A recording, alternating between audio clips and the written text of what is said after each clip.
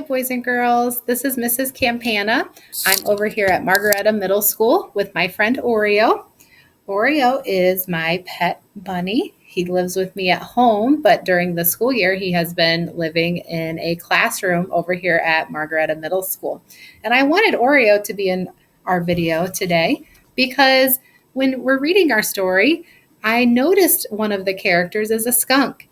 And although they are very different animals, there are some similarities between our friend Oreo here and the skunk in our story. So I just want you for a moment to think about some of those similarities. I'm going to be reading chapter 17 to you today, and it's called At the Clinic. Bat loved going to Mom's veterinary clinic. If it were up to him, he would go with her every time she had to work late instead of staying home with Janie. But Mom said that as much as she loved having Bat at work with her, all his questions sometimes kept the vet techs from doing their jobs.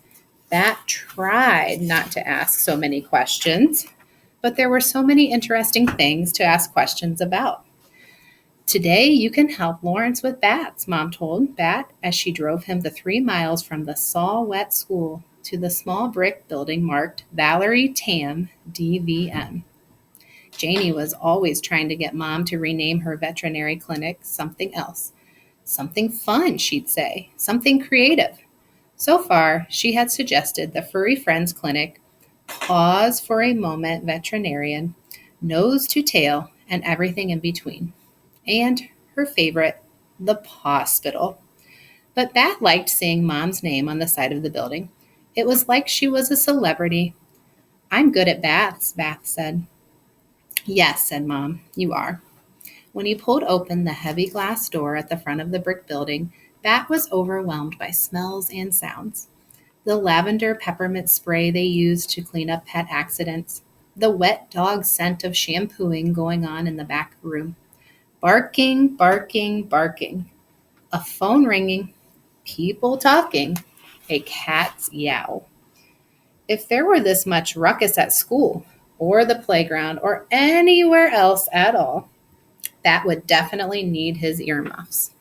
But here, the sounds and smells didn't bother him. Even the flickering fluorescent light didn't irritate him very much. Suzanne stood behind the counter running a lady's credit card through the machine with one hand while she answered the ringing phone with the other. Dr. Tam's office, she said, waving hello at Bat as he walked by. He waved back, but he didn't say anything because he didn't want to bother her. It used to be that he didn't notice if people were busy with other things, but he was way better now. At least he usually was. An old lady, old like a grandmother, sat on the bench in the waiting room. She held a box on her lap. Bat stopped in front of her. What kind of animal do you have in that box? It's my cat Pickles, the lady said. He's not feeling 100%. What are his symptoms? Bat asked. Are you the veterinarian? The lady asked. No, said Bat, not yet. Ah, said the lady. Well, he has indigestion and he hasn't been very hungry lately. There were lots of things that could be. Bat looked up at his mom, who stood next to him listening. She shrugged. I'll have to examine Pickles to know what's wrong, she said. Then she turned to the lady. I'll see you and Pickles in just a minute or two. I hope Pickles feels better soon, Bat said. Then he followed Mom through the door that separated the waiting room from the back and watched as she took her white coat from its hook. She put it on, and then Mom was Dr. Tam, a veterinarian, better than a superhero. One day, but Bat would also have a jacket, just like Mom's. It would be white, and it would have 5 buttons, and it would have the words Dr. Tam, DVM, embroidered just above his heart.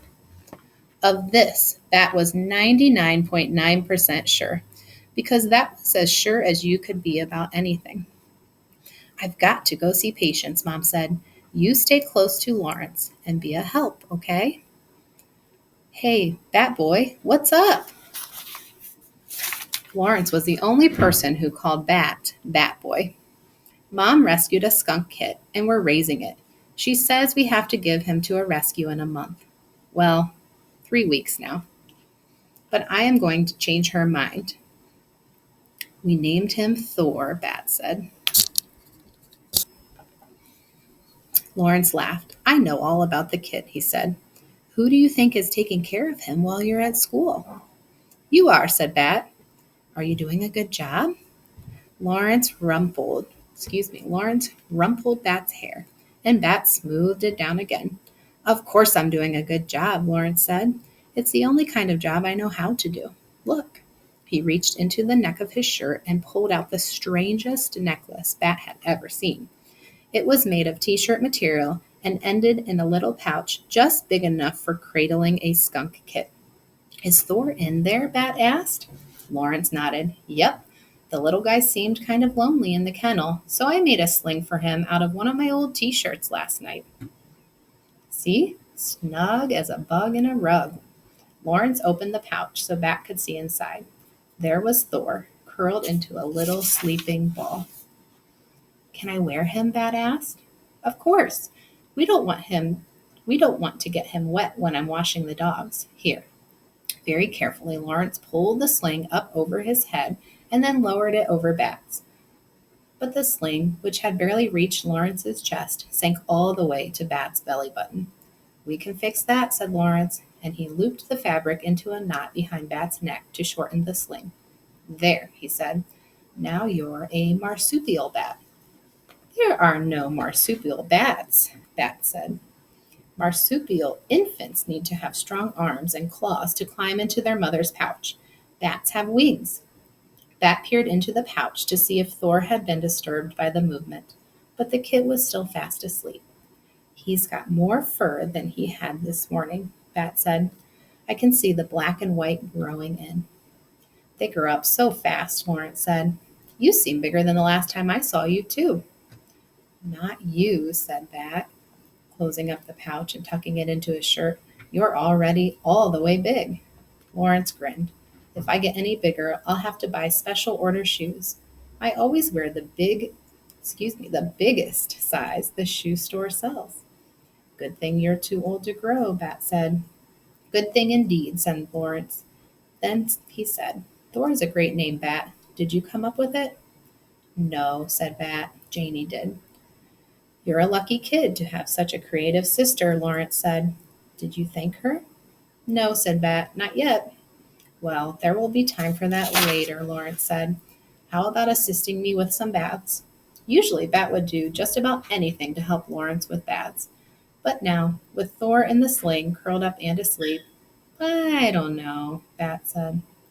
Don't worry about the kit, Lawrence said. You can wear an apron, and I'll do all the soapy stuff. Lawrence draped a green apron around Bat's neck. Bat tried to make sure it wasn't pressing too tight against the sling as Lawrence tied the waist strap. All good? Lawrence asked. I can't tell if Thor is still breathing, Bat said. Maybe it's too tight. Lawrence untied the strap, and Bat took off the apron. He pulled open the sling and peered inside. There was Thor, still tightly curled into a little ball, still fast asleep. He's okay, sighed Bat. Lawrence patted Bat's shoulder. Maybe you can just keep me company today. How does that sound, Batboy? Better, said Bat. I can supervise. Good idea, Lawrence said. You can tell me when I use too much soap. That's easy, Lawrence said. You can tell me. Oh, that's easy, said Bat, following Lawrence into the holding room, where dogs waited in separate kennels for their bath. You always use too much soap. Bat climbed up on a counter across from the big silver wash basin and watched as Lawrence bent down to open the far kennel.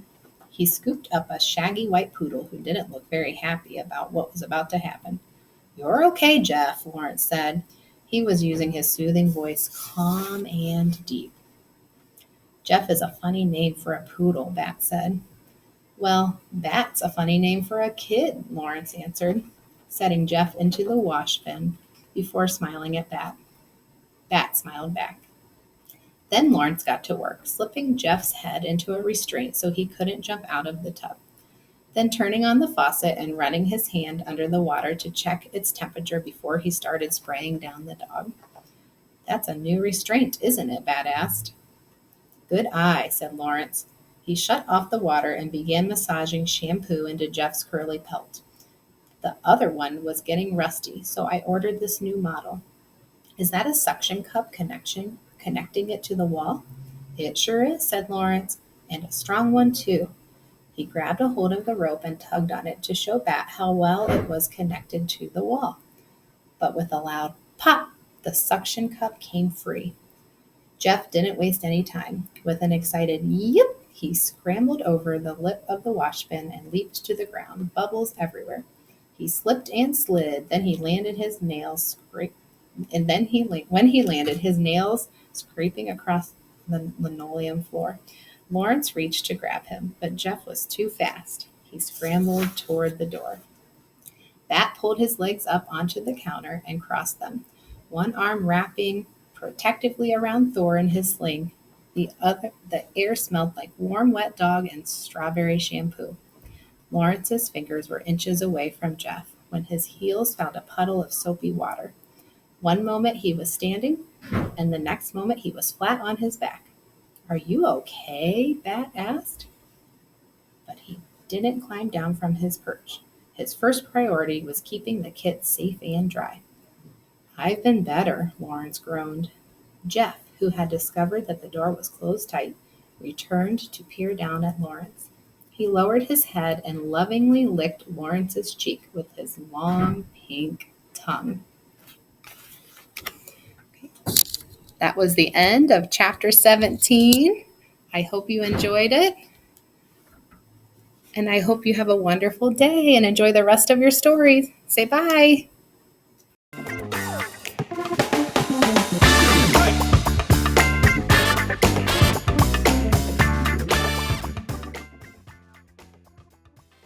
This is Wiley. I'm the elementary and middle school counselor. In fact, I'm in my office over at the middle school today to read chapter 18 of A Boy Called Bat. Here we go. Chapter 18, Dinner Date. Maybe the best moment of the whole day was when Bat finally felt Thor rustling in the pouch that hung from around Bat's neck. Thor woke from his nap just when Lawrence was finishing the last bath, which was for an inky spaniel named Webster. Lawrence, Bat said, Thor is waking up. Bat pulled open the sling and gently extracted the kit from it, holding Thor's warm, wiggly body up to his cheek. The kit's nose twitched as he sniffed around. Baby wants his milk, Lawrence said, and together they fed him. If Bat had his way, he would wear Thor in the sling all the time. But Mom made him take it off at bath time and bedtime. She was willing to compromise at dinner. Really, Bat, don't you think Thor would be more comfortable in his enclosure? Mom said, as she served out 3 platefuls of spaghetti and meatballs. No, said Bat, I really don't. Mom squinted her eyes tight. When she opened them, she said, Okay, Thor can join us for dinner as long as he stays in the sling. I'll bet when he's older, though, Thor will love spaghetti and meatballs, Bat said happily, twirling a messy forkful of noodles. Skunks eat everything, you know. They're omnivores. Omni meaning everything, vor meaning one who eats. We know, Bat, said Janie. You already told us, like 100 times. Don't you think it's interesting? Asked Bat. Don't I think what is interesting? Everything, said Bat. Everything there is to know about animals. Not really, said Janie. I think theater is way more interesting than animals. That's stupid, said Bat, because it was. Bat, said Mom in her warning voice, deep and serious with her eyebrows pointed toward her nose. I'm sorry I said your interest is stupid, said Bat. He wasn't actually sorry because Janie's interest was stupid. Theater was pretend. Animals were real. But Mom had let him bring Thor to the dinner table, so Bat turned up his mouth in a smile and added, Will you forgive me? Mom liked it when he remembered to say that. Whatever, Janie said. Mom, did you make any garlic bread? Oh, it's in the oven. It's probably done, Mom said. Janie pushed back from the table, found an oven mitt in the drawer, and pulled the tray of bread out of the oven. It smelled wonderful. Ezra once said that garlic is the best smell in the world, better even than roses, Janie said, putting the bread slices into a basket and bringing it to the table. That Ezra is a character, Mom said. He's pretty funny, Janie said. He even makes our math teacher laugh, and she doesn't think anything is funny. If she doesn't think anything is funny, Bat said, reaching across the table for a piece of bread, then why does she laugh at Ezra? Is it mean laughing? No, Bat said Janie. She thinks Ezra is funny. Then why did you say she doesn't think anything is funny? Never mind, Bat said Janie. Bat took a bite of the garlic bread. The crust was crusty, and then the inside was hot and squishy. Melted butter glazed his fingers, which he licked one by one. They ate for a few minutes without talking, the only sounds, the crunch of biting into bread and the scraping noise of forks against plates as they wound bites of spaghetti. Then Janie announced, I've decided I'm going to audition for the Queen. I thought you wanted to be Alice, Mom said. That was before I read the script, Janie said. Then I realized that Alice is boring. She just wanders around whining about everything. You'd be good at that part, Bat said. You're good at whining. Mom, whined Janie. Make him stop. Bat, said Mom. That wasn't nice. But I said she'd make a good Alice, Bat said. But not for a good reason, Mom explained. Why does the reason matter? I gave her a compliment. I don't think it felt like a compliment to Janie, Mom said. Janie, did it feel like a compliment to you? No, said Janie. It was an insult. You see, Bat, said Mom, it wasn't a compliment to Janie. Suddenly Bat wished that he had been wearing his earmuffs and that he hadn't even heard Mom and Janie talking about the play.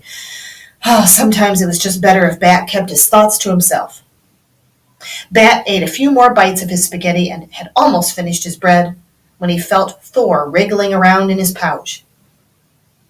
May I be excused? He asked. Yes, said Janie.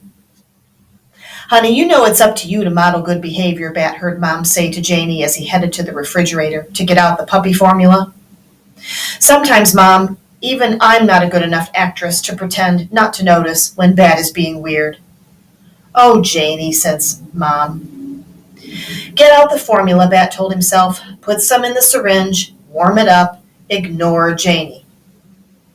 Bat knew that sometimes Janie thought he was weird, but he still didn't like to hear her say it out loud. Actually, Janie could be weird too, like when she sang at the top of her lungs in the shower, even though there wasn't an audience, and how she cared if her hair was wavy or straight. Did Ezra ever think that Janie was weird? Maybe that's what makes Ezra her friend, Bat thought. He likes the parts of her that everyone else thinks are weird.